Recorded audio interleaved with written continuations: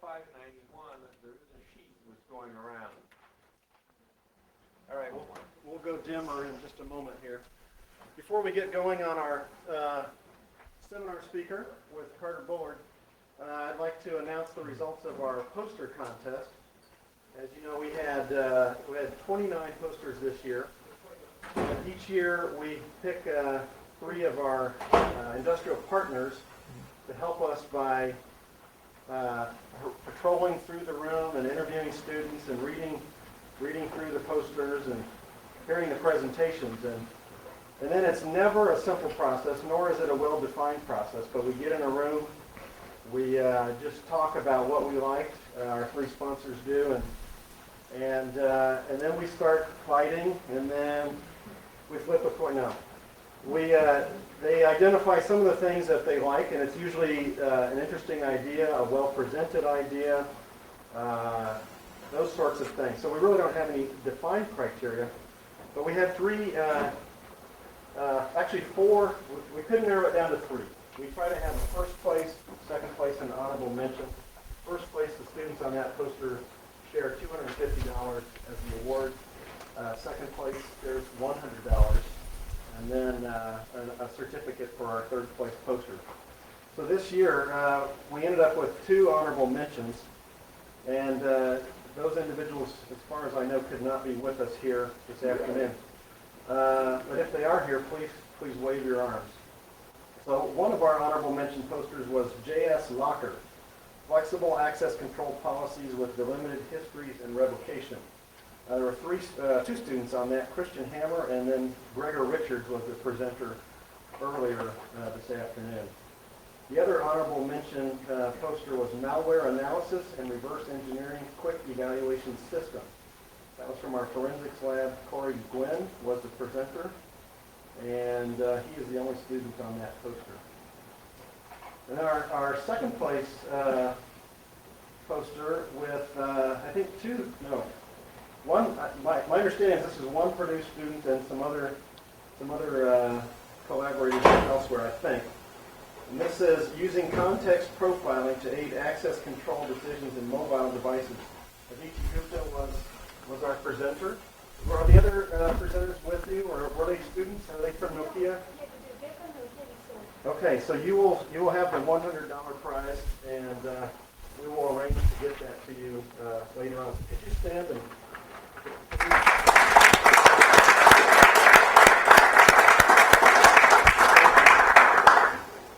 And our first prize poster this year is Kernel Malware Analysis with Untampered and Temporal Views of Dynamic Kernel Memory.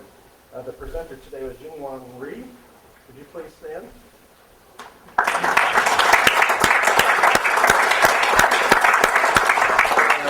Ryan Riley was also on the poster. He graduated, 2 years ago? Last year? Okay. So, are the other, let's see, Dongyan is a faculty member. Is your other, Liu Shang Zhang, is that a student, or is that another faculty member?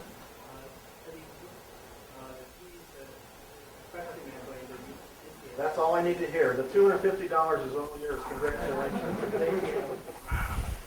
Okay, thank you. And again, see me afterwards, and we'll arrange to make the award. Okay. I guess I can start recording now. This is the computer security seminar, and this week we have a special presentation because of the CERIAS symposium. Today's speaker is Carter Bullard. He's from a company called Quotient. Quotient. Yeah. You pronounce it quotient, even though it's an S rather than a T? Well, that's... All right. Talking to a mathematician. Well, there's no U, so we got to figure out how to do that. All right. Yeah. No U. And Carter's title is Society, Law Enforcement, and the containing internet models for give and take. Yeah. So Thanks, Sam. take it over. I really appreciate that. I got to thank CERIAS for inviting me to give you guys a talk today. It's a real pleasure. I've known Gene Spafford since he was a graduate student at Georgia Tech. Give you a little story. I was the graduate student that took over the machines that he managed when he was a PhD student at Georgia Tech. And I can tell you, you didn't want to get those machines. Oh my God. So I've known Gene for a long time, and I follow both Coast and CERIAS, and it's such a pleasure for me to be here. So thanks for the invitation. I have another reason to be here. I've started doing some collaboration with Bill Cleveland, who's on CERIAS's faculty, doing a lot of the stuff that I'm going to talk about today, or at least a part of the stuff that I'm going to talk about today. But when Gene asked me to give a talk, I went through about all the slides that I could find, and I said, well, I got to give CERIAS something that covers it all. I got to get some technology in there. I got to get some security. I got to get policy in there. I got to get as much as I can. So it's a dense talk. I only have 15 minutes, so I'm going to go through all the slides really fast, right? So how long do I have? 5-0. To 5? All right, good. So I'll give you a little bit of a synopsis before I get started. I'm going to try to talk about the history of how society interacts with telecommunications and how that relates to security, okay? There's a huge history, fits in the PSTN, but now we have this internet thing where it doesn't fit into how society interacted with the PSTN from a law enforcement and a security perspective. So there's some problems, but there's some new technology, new trends that many universities, government, and corporations are doing that looks really similar to what the PSTN did in the 60s and the 70s. So I'm going to try to highlight what that is, and then I'm going to pose a couple of questions at the end to try to get you guys to think about this a little bit, all right? So that's the premise. So I've only given this presentation once before. I've changed all the slides, so if it sucks, I apologize, but I'll try to get you through it, all right? So we are in an interesting time. I think hanging out with Spaff, you're aware that he has an opinion about whether there's cyber warfare or... That's too dark, don't you think? We can't see our speaker. You all vote real quick. Would you like to... Would you like that or... I'm not really that interesting. Back to this. Yeah, let's go dark. Go dark? Yeah, if that's okay for the guys up in the front. Well, you'll look shadowy. That's okay. The slides are infinitely more important than me anyway. So we're at a time in which the shift is going from cybercrime to cyber warfare. There are a lot of reasons for that. It changes the way the government wants to think about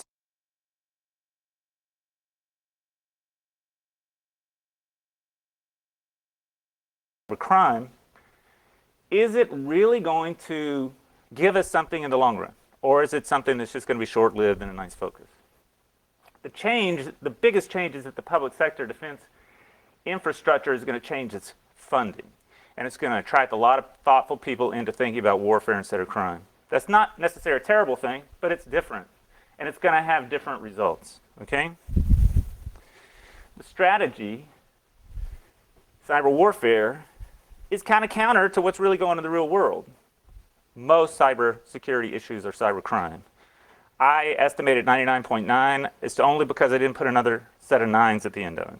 All right? It's really the way it works. There are very few, it doesn't matter how you measure it. It's only a handful of demonstrable cyber warfare incidences. There are hundreds of thousands of cyber crime incidences. Okay? And the technology that's used in both are the same. They're not inventing new stuff in cyber warfare. They're just using it at a different scale. Oh, excuse me. My thing fell off. The CNCI initiative, the Comprehensive National Cybersecurity Initiative, is going to shift things towards cyber warfare at a nation-state level for the government, which means things like enhanced monitoring.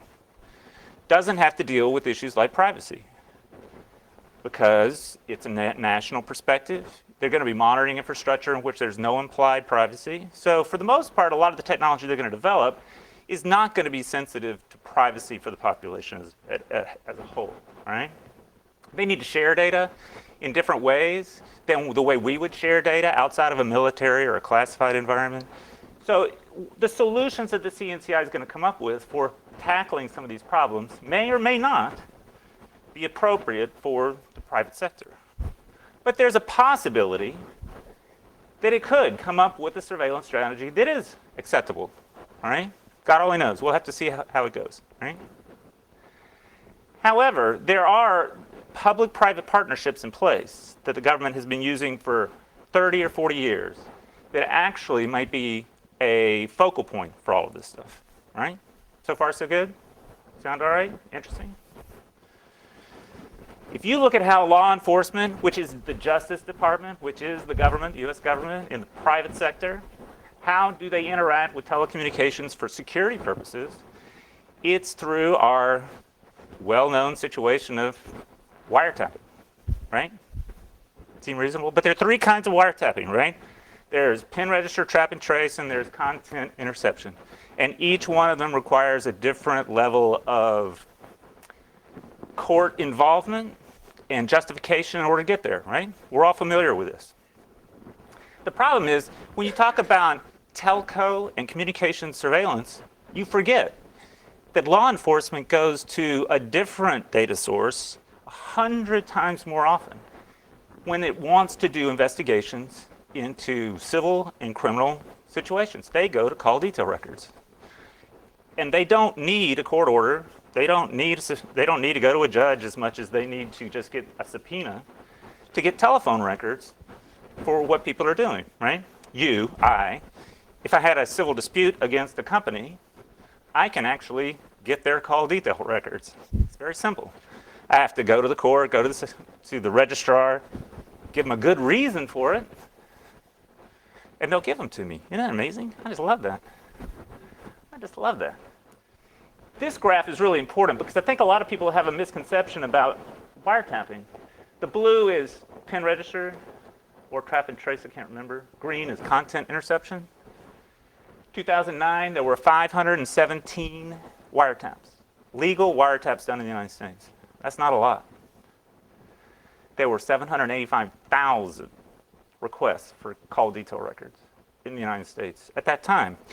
Now that's an interesting thing, because when you start talking about network surveillance and data surveillance, everybody starts talking about content capture and packets and all that kind of stuff, and they're not thinking, how has law enforcement evolved with the PSTN over 160 something years of the PSTN? What has the relationship actually been over all those years? It hasn't been, let's go to content capture first. It's been somewhere else, okay? The public-private partnership is really interesting. There are no laws regarding how, except for one, there's one statute, for how telcos deal with billing records. And the only statute is that they cannot give them away for any purpose without your permission. That's the only statute. It's pretty much oriented towards keeping the telcos from using your call detail records for marketing purposes. But society, over a long period of time, has decided that call detail records don't really give up that much, so we're willing to let people see them with a little bit less of a justification than we do for trap and trace, pin registers, and content. Okay, that's really the big message here. And what it all boils down to is this blue thing right here. CDRs, the access to CDRs by law enforcement and your spouse wanting to get a divorce or whatever, is a minimization function on wiretapping. They don't do so many wiretaps because they go to CDRs as a first pass filter, all right? You didn't call the guy who killed your wife 30 seconds before he killed your wife. Okay, well, you didn't do it. Well, that's not true, but you get the idea. They use them a lot. Is there a reason to consider CDR equivalence for the internet? If we're so dependent on CDRs for law enforcement for so many civil and criminal scenarios, why aren't we developing that, engineering that, and putting it into the internet? Why aren't we? That's the question of this, and that's the talk that I want to give today. So what are CDRs and why do they exist? So the telco industry generated CDRs. While billing is the first reason, that's really a secondary justification for CDRs. They actually use them for traffic engineering first. They use it for network management, and fraud detection was the biggest reason that they had CDRs in the very beginning, all right? But because they did a good job developing them, they converted it to a billing strategy of per call billing strategy, and it worked really well. But one of the minor things, though, that they used CDRs for was right down here, a concept called non-repudiation. Now, if you're a security person, you have an opinion of non-repudiation. But non-repudiation, back up. Non-repudiation is considered to be one of the most powerful security countermeasures that there are. It impacts every theoretical attack strategy that's known. It's a system of audit in which, if you understand the definition of non-repudiation, it's I do something in the network or in a facility, a non-repudiation system keeps me from saying I didn't do it. Okay? A lot of people think that has to do with cryptography. It has nothing to do with cryptography. Somebody in 1992 or something like that put out a paper demonstrating how you could do non-repudiation with signatures, and the whole industry grabbed onto it and thought that that's what non-repudiation is. But if you go to ITU recommendation X805, which is the security architecture for systems provisioning and end-to-end architectures of communication, you find out that non-repudiation has nothing to do with cryptography. Okay? It is the most powerful countermeasure because it goes directly after degradation of service. It goes directly after repudiation, which is a big deal. It's a really big deal. And it has secondary security. It's a secondary security countermeasure for unauthorized use, modification, and disclosure. So it really is a big deal. But we have a very poor understanding of what it really is. It really is auditing, okay? I get an audit trail. I can use that to do forensics, and I can prove that you sent that TCP connection to that other machine yesterday afternoon at 4 o'clock, okay? And network auditing is something that's been around for a long time, but it was forgotten for about 15, 20 years. So the Red Book, which is a part of the Rainbow series of documents that came out in 1987, the only thing that the Red Book was the interpretation of the Orange Book for networks, okay? And the only thing that really came up as a big deal was not the mandatory and discretionary access control, which was the primary protection mechanisms. It was the audit that was specified in the standard that made it an onerous standard. Nobody knew how to do it in 1987. Back then, we were talking about a megabit per second of Ethernet traffic and disk speeds that were really slow. How could we monitor a network at a megabit per second and generate an audit trail that we could analyze and do forensics on? It was an impossibility. Now we're looking at 40 gigabit per second networks, but terabyte disk drives are $100. So it's an approachable problem now. So it's something that actually is something that you can technically and practically embrace. But you couldn't do that in 1987. In a lot of ways, that's where the Red Book started to break down and why it kind of fell out of favor and common criteria came in and replaced a couple of years later. The goal was to provide accountability for all network use. Every network packet on the wire needed to be accounted for in order to build a system that supported non-repudiation. Because the concept is, I need to go to that well of data, and if that transaction's not in there, you didn't do it. I mean, that's really what the system is all about, right? And the utility, it creates real deterrence. If you really think somebody's going to catch you, you aren't going to do it that way, right? You're going to have to be a lot more clever. You're not going to use the network to break into that box if I can say that you broke into that box. You know, you're not going to do it. Well, one would think that you're not going to do that, right? But the utility comes from the quality of the information that's generated and certain properties. It has to be comprehensive, can't be statistical. You have to have good retention. It has to cover the time period in which you think the problem is going to exist, so you have the data available. It has to be searchable. It has to be processable, so it can't be 47 terabytes sitting on a floppy disk that you can't get to. Right? So there are a lot of characteristics built on the utility of these systems that make them valuable and important. Right? Now, I'm going through all of this because we're building these systems today. Purdue runs a system just like what I'm describing for the network traffic that it sees, but it doesn't meet these criteria, all right? And that's the important part. So I was lucky enough to have been the first networking guy at the CERT at Carnegie Mellon. When I first got started, I was employee number 7, hired in 1989, 1990. And I got to work on this technology then. And we ended up building a network flow system that was only goal was to audit every packet on the wire. We were going to do a red book audit system for the internet, and we did. It was very, very elegant. It's still there. I still maintain this as an open source project. It's called Argus. I think a few people know about it. I don't think Purdue is using Argus currently for their enterprise border security mechanisms, and shame on you. It's free. And I provide free maintenance for friends, and so you would get free maintenance. Currently, flow-based systems are prevalent, and in some cases, they are the principal defense mechanism for some of the most important infrastructures today. There are unclassified and classified systems and we know that one system uses flow data because of the unclassified document on its privacy impact said, hey, we're using flow data and it has these contents. So there are, flow systems are the principal forensics mechanism being built today for doing cybersecurity. But they're not going to get to this point where they have utility as non-repudiation systems unless they have these certain characteristics. And you're not going to get that from NetFlow. You're not going to get that from SFlow, QFlow, JFlow, or any of the commercial flow systems that are integrated into routers. Okay? Okay, so let's move on. So here I've just mentioned, if you don't know anything about flow data, it really is, hey, A is talking to B, it lasted this long, here are some characteristics and attributes about it. It lasted this long, and thank you very much, put it in a disk.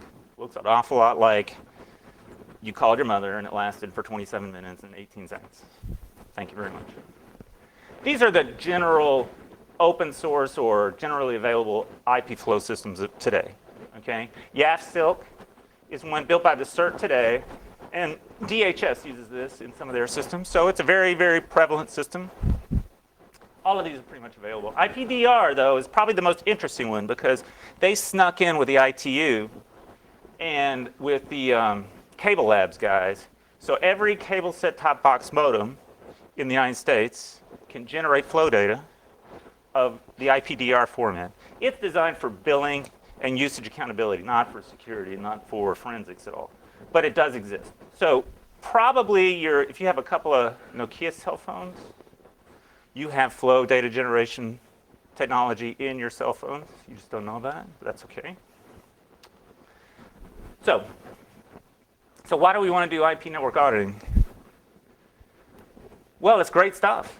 I mean, if somebody broke into your facility 4 months ago, and you need to go to a central database to go find out who could have accessed that device from the outside, if you had a flow monitor on your enterprise border, you would have some data information to suggest that IP address 2.3.4.5 accessed that device. That's huge. You know, a lot of people, most universities, yeah, who's doing? I'll get to that next slide. So a lot of universities, a lot of corporations, DoD, a lot of Defense Department people, and a lot of government people are using IP network auditing. They're trying to, at least, right?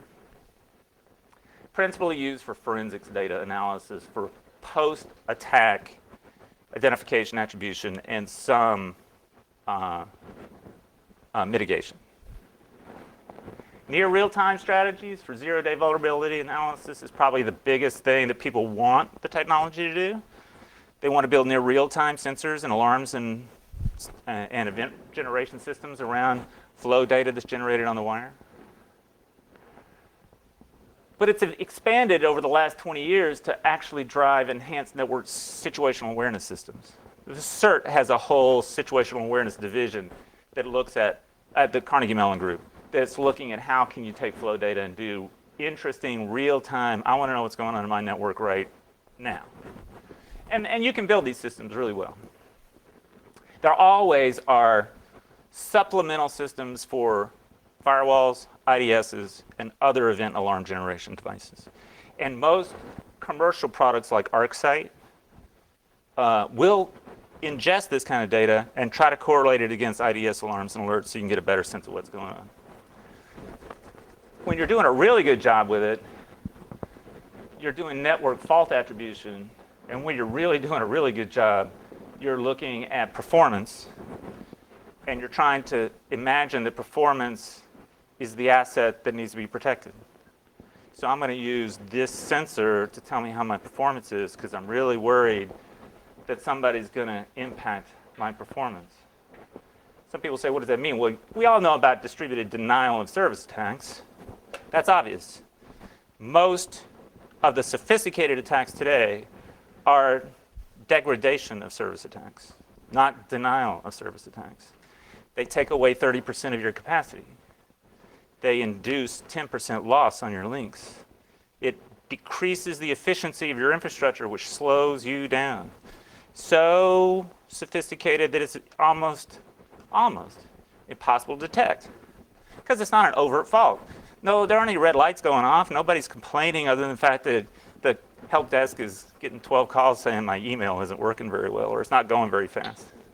It's so effective that it has become one of the assets that the Defense Department in the gig and especially in defense in-depth strategies are starting to include performance as an asset that must be protected. Availability, bandwidth availability, asset availability. I got to get to the file. The file server has to be available. All of these things are starting to evolve. Why else? IP network auditing, deterrence. It's one of the best deterrences that there are. If you think there's any possibility of you getting caught, maybe you think a bit about that strategy for trying to break into something. Okay? All right. So, who's doing it? So you got, I was at Carnegie Mellon, still have a good relationship with them. Stanford University, University of Chicago, and New York University are universities that use Argus specifically as the principal security mechanism for the university as a whole. I would say that there are 15 to 17,000 universities that are using either NetFlow or SFlow with various different collectors trying to do this. And they're doing it that way because these devices are generating this data. It's integrated, it's free, it's cheap. And a lot of companies want them to try to do that. The government's doing this, a lot of ISPs. This list of companies are just the companies that I do business with, or I have relationships. I'm not getting any money off of this stuff, so I can't say I'm doing business. But these are the ones that I work with the closest in terms of doing this stuff. And they seem to be happy. They're not complaining too much. But when I talk about deterrence, the deterrence is extremely interesting. This is a slide from a study that Carnegie Mellon did on their own network. This is about 8 years old, so it's not brand new. The dorms were saturating their links to the outside, downloading videos and doing all sorts of stuff. Carnegie Mellon has an open policy. They really didn't want the students to eat up 90% of their available bandwidth, so they tried to put in hardware, priority queue boxes so the students would get less priority, and they did that. And it just made it look a little bit better, but they still were popping up at the top. Within 2 hours of sending email to everybody in Carnegie Mellon describing the quota of network traffic that each individual was using, within 2 hours, they got that. Okay? Within 2 hours of sending out the first notification, boom, it all started coming down. This is real deterrence. Okay? Firewalls throwing packets away, that's not a deterrent. Sometimes that just compels somebody to turn up the volume and try to send more packets, right? Because you're not going to get caught. Nobody's looking at what IP address is blowing that device at a million packets a second. But you tell a 17-year-old guy in the dorms who likes to watch movies that somebody's looking at how much bandwidth he's using that month, he'll stop doing that. Just like that. Because he doesn't want somebody to know what he's doing. Now this curve stayed down for about maybe a year and a half, and then it started coming back up. Interesting enough, the students started monitoring their own traffic, realizing if they got to their thresholds, and they started to peg it back up again. But then we changed a few things. But when I talk about deterrence, this is the kind of behavior I'm looking for. I'm not looking for a 10% drop. I'm looking for an 80% drop. That's a real deterrence, right? And it becomes manageable at that point. So that's the kind of deterrence that we're talking about. Most people want to monitor at their enterprise borders because that's the threat, them versus us. Only people on the outside are going to try to get in here. So everybody puts their flow monitors at their enterprise borders, either on the outside because they want to see what people are doing hammering their infrastructure, or they put them on the inside so they can do policy verification and validation. I just want to make sure my firewalls are filtering what they're supposed to. So if I put a flow monitor on the inside, I'll only see traffic that got in and out. And that's not a bad thing. A lot of people put sensors on both sides because they want to know that the filters are being tested. They want to see that somebody's trying and it didn't go through. So a lot of places have multiple sites, so they put them on their far sides and they put them on their near sides. But as you watch a university or organization proceed with this strategy, after about a year or two, they start to add more sensors, right? If I'm only on the enterprise border, I'm not seeing what the chemistry department's doing to the physics department. So I need to put sensors down there. As you see that evolutionary progression go, you recognize that because wireless systems allow people to come in from the outside, Target was broken into because a car was sitting in the parking lot, wired into a PC with a wireless connection. They trashed that machine, became an insider, and just sucked everything out of an in system in the infrastructure, right? Having something on the enterprise border, of course it didn't see anything. There wasn't any traffic going across the enterprise border. It was getting sucked out the back of a PC, sitting right next to the window where the managers was, So they only had to be 20 feet from the device. They could just sit in the car in the parking lot and suck it right back out. So you find out you're going to have to put sensors everywhere if you're going to do a really good job. That's expensive. That's onerous. You have to manage it. So most sites in the evolution of this will have enterprise interface sensors creating these CDR repositories, all this flow data. And then they'll scatter them around where their assets are really important, right? Now this is an important distributed information system architecture. It's an ad hoc system. At Carnegie Mellon, you find out that there are 50 of these scattered all over the place. You really would like to get access to all of that data all at once and do data mining, analysis, and all sorts of stuff. Why are they doing this stuff? Because they really want to know the impacts of attacks. They really want to know that something is really happening. If I have sensors at in systems at the top, on both enterprise borders on the side, then I can watch all the traffic that's going between the two. If I collect them at a central place, I can correlate that data. I can ask questions about loss. I can ask questions about availability. I can ask lots of questions about operations. I sent a packet. Did it get there and did it come back? These sensors are, because they're comprehensive, have all that information in them, so they have a lot of utility. They can do a lot of good stuff. That's why universities and corporations are doing this. But if you have an interesting sort of an attack scenario, like a denial of service attack, most sites just see that I'm being attacked. Oh my God, it's really ugly. They really want to know that the attack is really coming from the outside. And they really want to, inevitably, they really want to guarantee that it's not coming from the inside, spoofing external addresses, because it's some guy who got fired and decided to turn on his botnet that he installed inside your corporation and is blowing you away, all with addresses that are Chinese addresses. I mean, you should all recognize by now that it's incredibly easy for me to put a static route in this router right here that says China is over there, and one PC can look like the entire People's Republic of China to your infrastructure. That's so incredibly easy to do. And the only way that you're going to tell that that's going on, let me go back up real quick. See, I put this square right here. China's supposed to be up here. But here's China here. Because I put a static route in the next hop router that said China was over here. the only way you're going to detect that is that this sensor sees China and this sensor doesn't. And that's easy. It's really easy if you have a non-repudiation system that has every transaction in it. So when you go to the well, it says, do you have anything from China there? And if he says no, then you know that no traffic from China went past that sensor. So you know it's internal. Is this important? Oh, yeah. Oh, yeah. Why is there a big question mark as to whether China is the country that's attacking the United States? Because 6% to 7% of all attacks involve router rootkits, where routing is statically done to make you think that the attacker is out there when he's really the PC right next to you, actually in the apartment next to you. 6%. These are really important numbers.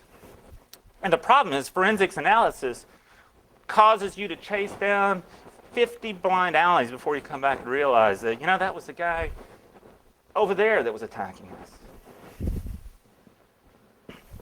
So when you get into this scenario, the overarching goal, what would be nirvana for the government, would be to have sensors everywhere that sees these distributed denial of service or degradation of service attacks or any kind of modification of service attacks, and through a mediation system can tell devices that they should do something about it. Better to block traffic on the ingress part than to let it come through the core and block it at the end. Well, you're chewing up valuable resources, letting the denial of service attacker eat up massive amounts of real resources to drop his traffic at the last component along the path. That's crazy.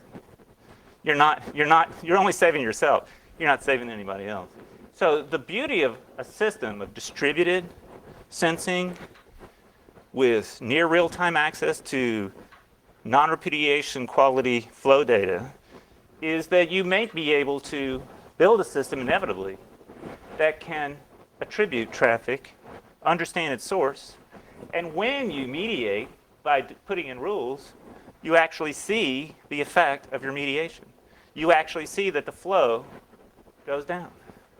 A lot of people envision that all I have to do is put a new rule in a firewall and walk away. Well, you still got to monitor to understand the effectiveness of the rule, right? And you want to keep coming back. If you follow government policy, FISMA compliance, there's a new FISMA compliant capability called continuous monitoring for policy verification and validation. And these kinds of systems are evolving ad hoc. Universities, small groups are doing this themselves because there aren't any products to do this. They're doing this trying to meet these requirements, trying to understand how can they approach things because they can't buy this stuff. And the important thing that I want you to recognize is that flow systems for the internet were not engineered and designed by the internet gods. In fact, if you follow the IETF, there was a very famous mail thread called Raven, where at the end of a 6-month email conversation, the IETF made a public statement that they would not develop any technology that directly supported law enforcement surveillance technology. So they didn't help. They're not developing technology that helps in this area. So people are doing this on their own. They're grabbing the tools that make sense, and they're building these systems. And these are the kinds of systems that people are building. GE has built this kind of a system with public domain software. I get pissed off at them because they don't spend any money on it. They use free software and make it themselves. They're not spending any money. It's very hard to make money if nobody's spending any money. This is important, by the way, because this is evolving on its own. Very much like the PSTN evolved their own call detail records. The ITU did not specify call detail record formats. There is no collection format for call detail records. There is for wiretap. There is for lots of stuff, but not for call detail records. It's a proprietary, homegrown thing to support a business. And these systems are being homegrown to support the business of the business, where networking is a part of that business. Now, why is that important? The important part is it is the phone company, Purdue, is an internet service provider for the Purdue community. They have a vested interest of doing their own monitoring for their own quality of service for their own operations. They are collecting CDR equivalent data for the internet, okay? Can law enforcement show up at Purdue's door and expect to get access to this data like they get access to call detail records at the phone company? They should. This is my personal opinion. I think they should. The reason I think they should is because call detail records are a minimizing function for wiretapping. They really are. Everybody's so afraid that the NSA or some organization is collecting every packet and looking at everything in the internet, regardless of whether they are or not. I cannot speak for the NSA. Thank you very much. If you have an alternative that's been proven over dozens of years to keep the government and law enforcement from going to the content collection well over and over and over again, you probably would want to get that into the internet, because we really don't want them looking at all of everything that we're doing, because that's a real invasion of privacy. But what is it going to take to make these types of CDRs useful? Well, they got to exist. Law enforcement has to expect that they're there. They have to have tools that can consume them and analyze them. When you really go down this path, district attorneys have to be familiar with this stuff. Judges have to have some awareness of it. Juries have to have faith in this data. It's not just something that you throw at a lawyer and all of a sudden he's saying, oh, I'm going to get you off the hook with this data. Oh, yeah. That doesn't happen. But you got to start somewhere. Now, we're in a position now with the CNCI going after cyber warfare. You're seeing that they want exceptions to privacy laws. They want to extend many of the existing laws to increase their ability to have access to communications content. All right? I'd like to propose that if they formalize internet CDRs, they don't have to regulate them. They don't have to demand that you create them. But if you as an organization recognize that if you had them, you're going to keep them at arm's length and control the information that they are going to ask for, it may actually be a good solution. But it's something that academics have to think about, all right? Because inevitably, the only proof of a system before you implement it is that you've thought about it. It makes sense. It can be argued. You can stand up in front of a bunch of lawyers at CALEA, the FBI division that's the Carrier Assistance for Law Enforcement Act. These guys, there are more lawyers there than FBI agents, one, and they won't let you do anything because the laws say they can't do that. And so when they talk about data, they don't have any concept of what it is. So they don't want to do anything because it's too difficult of a problem for a lawyer to try to understand. But if you have academics that think about this problem, that can present these abstract notions to them in a way that they can understand them, then you can make some progress, right? My thesis in this particular talk is that call detail records are being generated and being collected by private organizations because they have real value. And I think that it's in everybody's best interest to see how can we improve those call detail records so that when something like law enforcement shows up, they actually have utility for them too. And then we can say, go away. No, we do not have to give you access to every packet on this network for the next 6 months because somebody accessed NASA during a launch and they're afraid that a terrorist lives in Purdue and they're going to have to do total surveillance of Purdue for 6 months to be happy. You don't want that. I think public debate, this is not a topic that people get excited about because it's billing records. That's the least sexy thing in the telco industry that there is, right? But when you show people that if Purdue has got a 1 terabyte flow record repository that they use every day, and GE has one, and I'm going to go to this picture right here and say, imagine this isn't just Purdue. Imagine that this is the cable company. Imagine that this is Purdue. That's West Lafayette up there. Whoever has domain, if everybody had flow records and a simple query interface to so that I, law enforcement or somebody else, can ask, hey, did this IP address come from you? Are you willing to tell me that this IP address that's involved in this illegal whatever really came from you? If you had the data and were willing to say yes or no, maybe that's the only answer that you give law enforcement on this question is yes or no. You're going to save the government, you're going to save law enforcement, you're going to save yourself huge, massive time and a lot of heartache. If every cable company in the United States did this, then you're probably going to see most of the spam go away. Because you're going to know why, who, how much mom and grandma's PC is supporting the spam email industry, right? You would legitimize the ability for carriers and service providers to use this information to their benefit and our benefit. And because we've already decided that telco CDRs are not content capture, we'll let you have them with a little subpoena, not with a court order. I think socially and policy suggests that the community should accept this as a reasonable first step intrusion into your privacy, but it's not so huge that we're all going to get bent out of shape about it. So no URLs, no, you don't even have to have headers. I mean anything past the transport header. Just A was talking to B with these bytes and these packets at this time of day, and that's all. That's all we really want. Or would need. That's all law enforcement would need to get the ball going. So if you think that that's a terrible thing in privacy for you, understand that it's going on in the phone company all the time.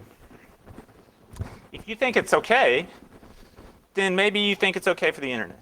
And I think that's a pretty big deal. So, on the other side of this argument is the PSTN itself. Because PSTN is going to voice over IP, it's going to all sorts of different kinds of transport. A lot of PSTNs are not collecting CDRs anymore.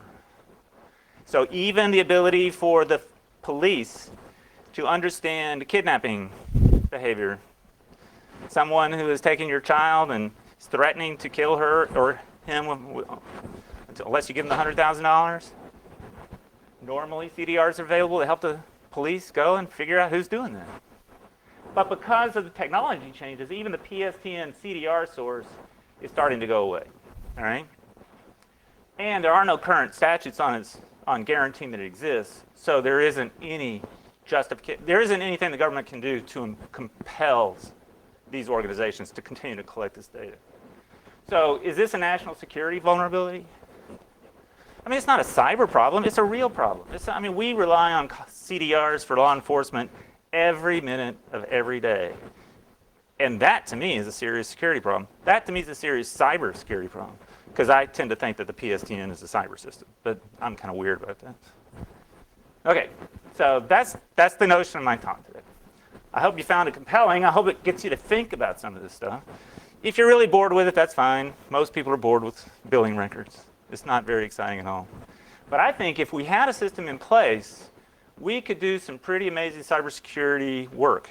And my presumption is that CERIAS likes to do that kind of stuff. So I was hoping you guys would be a friendly audience for this kind of concept. But I'm interested in talking to anybody, whether they like it or not. So if you have any questions, throw them at me, all right? And thanks for the time. Let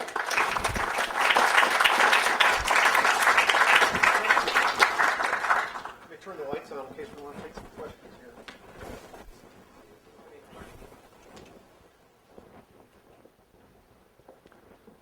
Any question? Come on. Come on.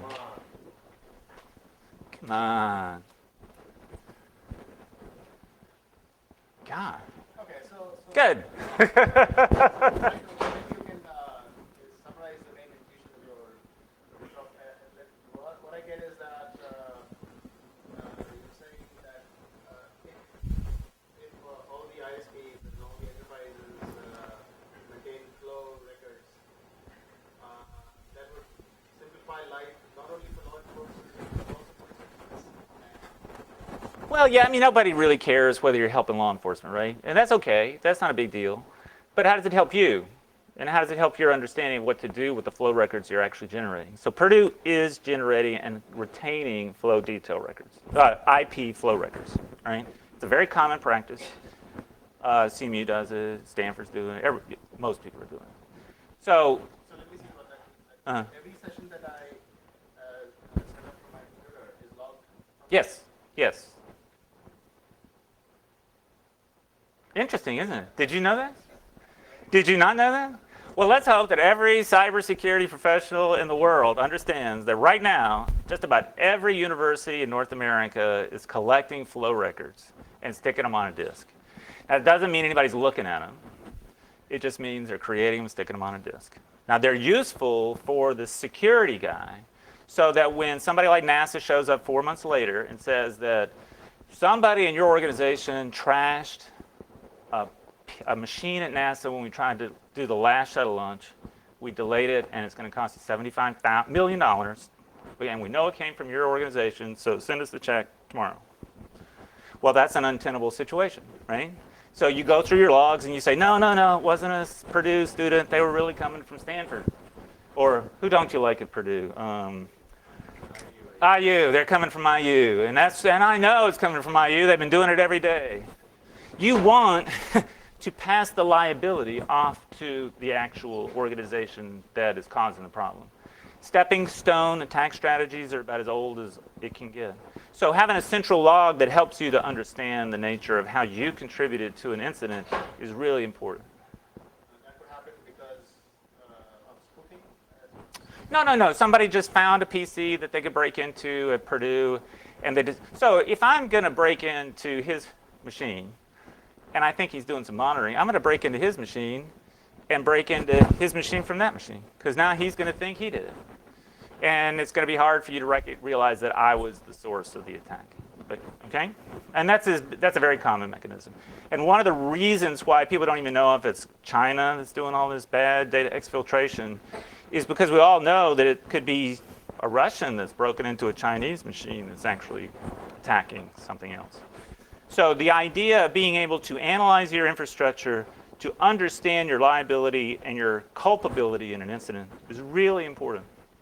And so that's why universities and corporations and small government groups are collecting this data so that they can have a historical forensics capability when they get hammered. Okay? So, but what do they do with it? So what are their retention policies? How long do they hold on to the data? Who's going to get access to that data?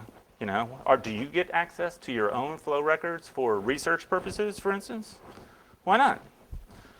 But it's owned by Purdue by law, so because they created the data, it's their facility and all that infrastructure. So many universities that are involved in these kind of programs are formally defining these policies as to who should have access to records, what purpose are they going to serve, should they be anonymized, should they be available, and what the retention policy is supposed to be. Do I need to keep them for 6 months, a year, 5 years? The government, by law and statute, has to retain some data. Doesn't really matter what it is, for 5 years. So there's some organizations that think that they have to retain their flow data for 5 years simply because it's government data. Carnegie Mellon, back up, the Naval Research Lab, where I did a lot of work before, creates about 75 gigabytes of flow data a day.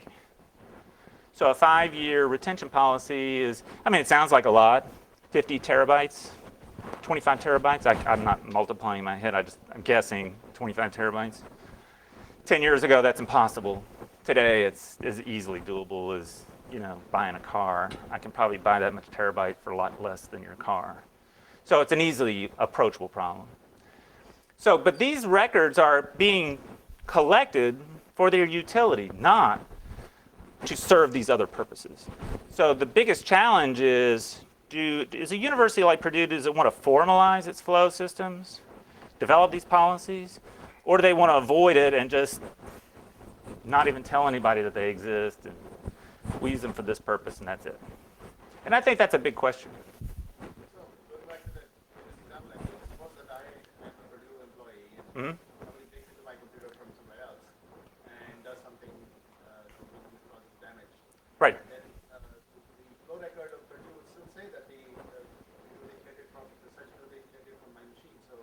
Well, no, if somebody broke in from a machine on the outside to your machine, it would know that that was the source.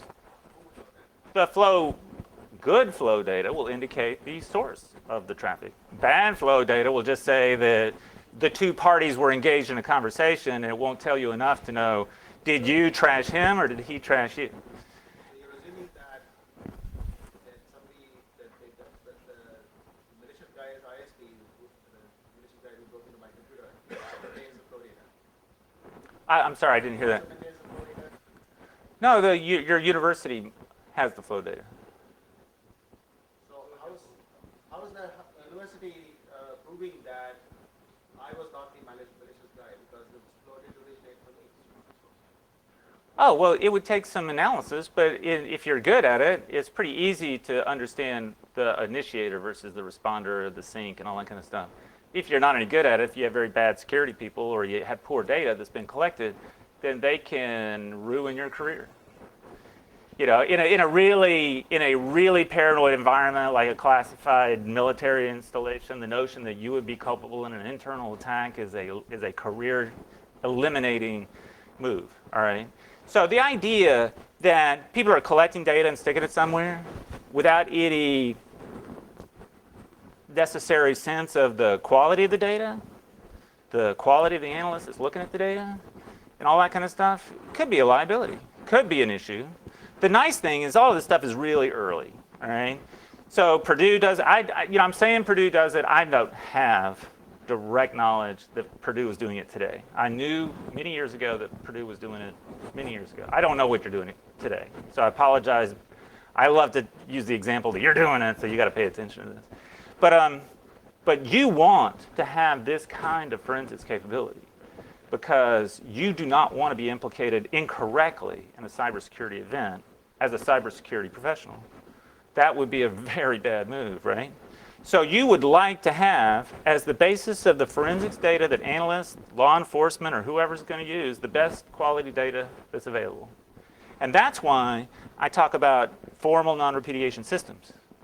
Grabbing the right technology, thinking about what you're doing, having good retention policies, having a good awareness of the quality of the data, why the data exists, what its purpose is, and all that kind of stuff. Because it's going to be used in lots of different kinds of ways. And I think that it's not something that we can avoid because it is the move is already there. I mean, you have organizations that are completely committed to flow-based cybersecurity surveillance and forensics. This is the state of the art today. So the notion that a university is doing this themselves, that's to be a given. They've been doing it for 15 years. To think that today they're not doing it, no, you should expect it. And the notion that you might get upset and pissed off about it, or there might be an issue, great. You know, that's something that you have to explore and understand as a cybersecurity professional. But I think that you should recognize that there's huge value to these kinds of systems. At least I think so. Yeah. Bill. Let's set the record straight here. That Purdue is monitoring the network. The principal thing they do is to monitor net flow of records. Each individual person in the norm to make sure that they're not exceeding the rules and regulations or limits. Acceptable use policy verification. They're also looking inside of packet content Mm-hmm. to try to determine, these are done with commercial products. So this is, the students sign at least the undergraduate, I don't know what the graduate students may want to do like that. But I do know they do that with students who try to keep the network from being overwhelmed by, say, lots of peer-to-peer stuff. And if you don't do it, I mean, that's number one. Number two, understand this whole notion of maintaining flow records is, as Carter's saying, it's really the next step that we can take to provide much better protection for our inside networks like this. I mean, if you had subjects around the university that were routinely monitoring connection level information, that could be used as a very powerful mechanism for being able to determine when attacks occur. So it's not really quite at this personal basis what we're talking about. Mm-hmm. It's really more about It's trying to figure out when somebody breaks through. It's really, most organizations, it's an organization liability issue, not an individual liability issue. The university wants to run better. They want to, Carnegie Mellon, like 16 other universities on Internet 2 were lawsuit against them for digital rights management violations because students were downloading movies and a couple of them were redistributing movies to their buddies, all right? And the digital rights movement guys, man, because they got lawyers, they are going to know and they're going to come after you. And they did. $15 million lawsuit against Carnegie Mellon. They went to their Flow records. They didn't have a problem. So they just moved that liability right off the table and moved on. The digital rights guys are saying, no, we've got proof. And Carnegie Mellon saying, no, because we know without any shadow of a doubt that these students that you're claiming were involved in digital rights were not a part of that virtual overlay network that was moving data around.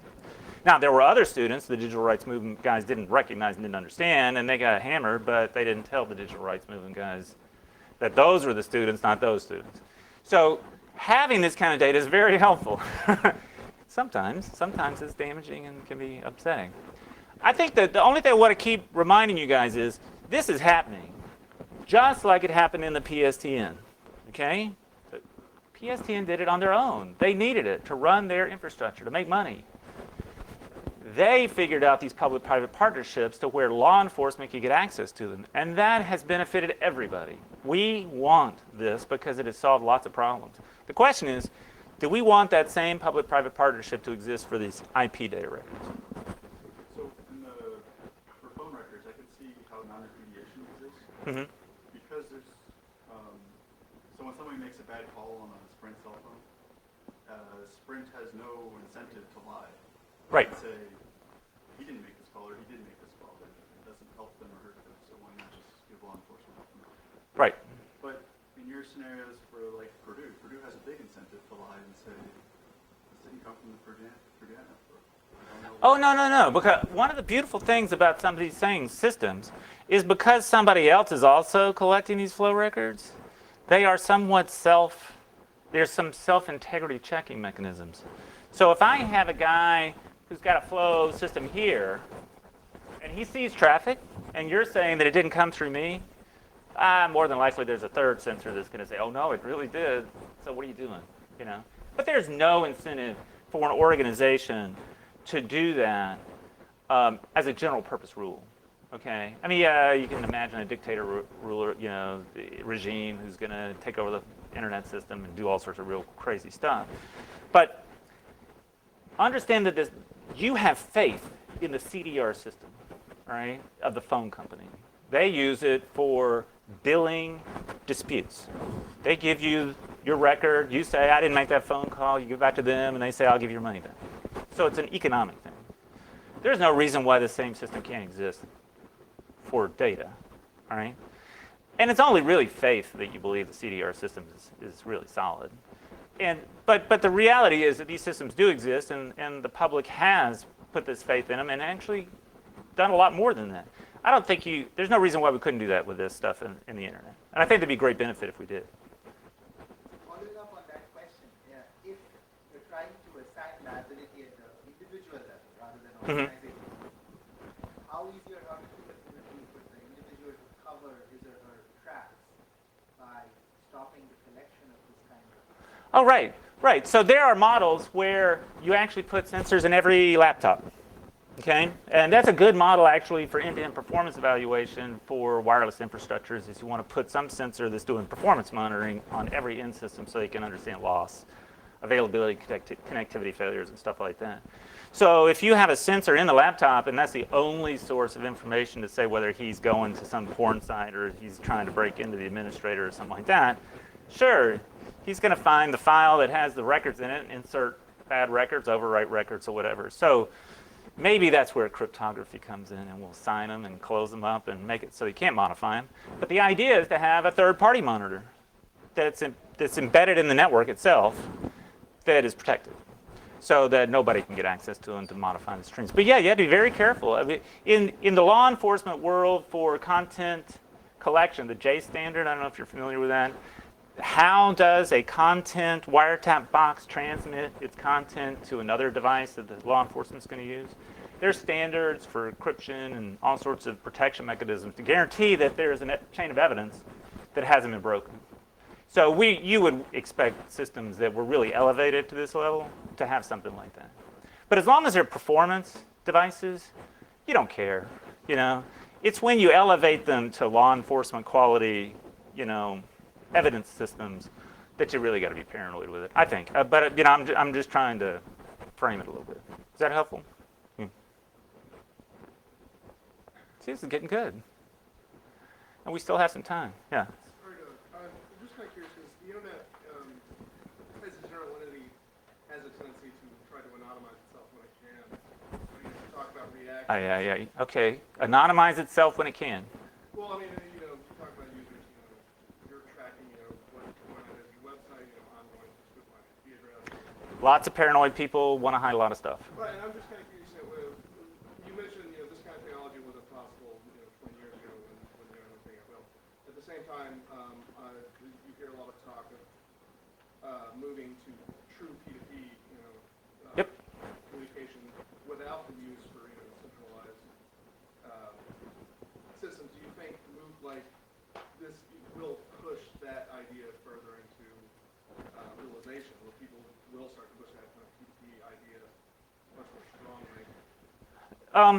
So I think that your question is because new protocols and new strategies trying to kind of obfuscate or hide themselves in the infrastructure might make this unusable, or it would have to change in order to accommodate those new systems? Not so much that, but because this is based around gathering data, and the internet does have a habit of trying to, when it can, Ungather data.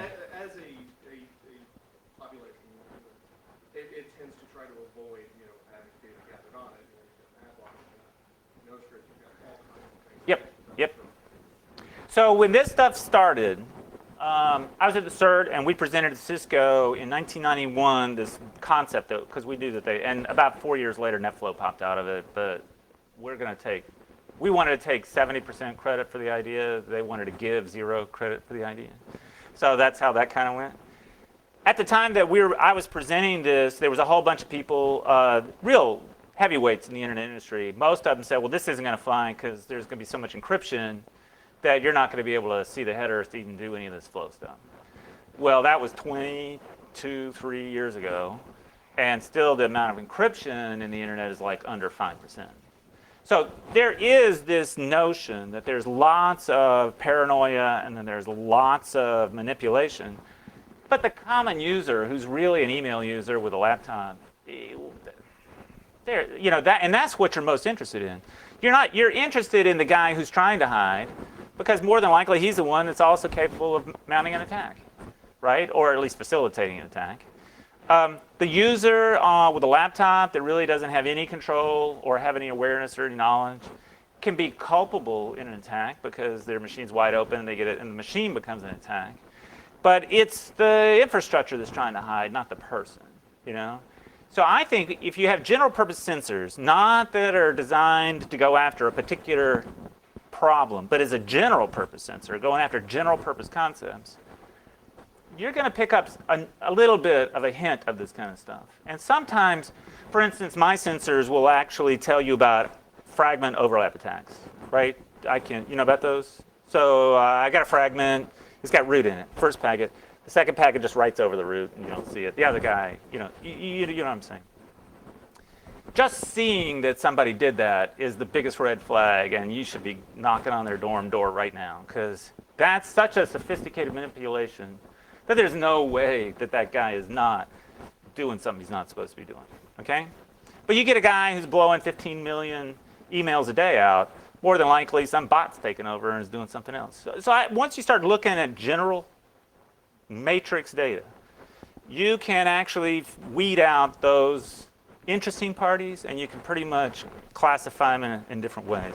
So regardless of whether they encrypt or whatever it is that they're doing, a call detail record is just simply saying this IP address talked to that IP address. I don't know what he said. I just know he lasted for 17 minutes and 27 seconds, and he moved 700 megabytes. So he probably moved an HD, 2 HD movies and something else. And that's about it. And that's all that's there. So there's not much to hide. not much to obfuscate, not much collected, but the value is huge. Because now I know I can build a social network of what your PC's talking to. Not to track you, but that's the fear. And that's, remember Poindexter with his comprehensive data mining programs that really put him on the edge and they fired him and all that kind of stuff? That's probably the one thing that these systems kind of step towards, giving people enough data where they can start doing that kind of analysis. But to think that that analysis is not being done already is a naive position.